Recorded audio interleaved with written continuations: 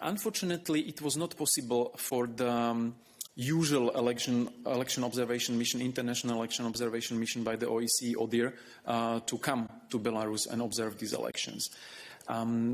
There were, however, domestic observers, domestic independent observers, and based on the information we are receiving and we are seeing so far, there are reasonable doubts about the accuracy of the election results which were announced by the Central Electoral Commission. That's why the call in the EU statements, various EU statements and statements by the EU member states which were issued also individually, to make sure that the choice, the real choice of the Belarusian people is reflected in these results.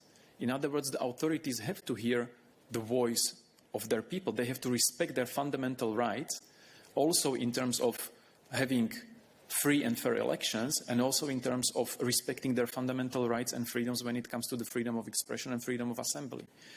And these are the main points of EU's calls and EU statements on Belarus, that it is unacceptable what we have seen in the course of the process, of the electoral process, the incredible harassment and repression against the candidates, against their teams, against the journalists, bloggers, activists, peaceful protesters, also in the aftermath of the voting.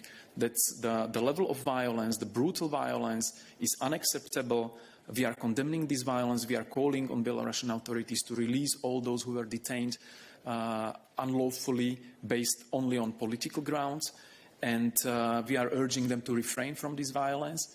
And as I mentioned, the EU member states are now working, or the High Representative is working on a joint declaration by the EU 27 member states to address all the issues in the situation in Belarus after the vote and the unfortunate events which were accompanying this vote and following this vote from the side of the Belarusian authorities. The people of Belarus deserve that their rights are respected and that their choices are heard.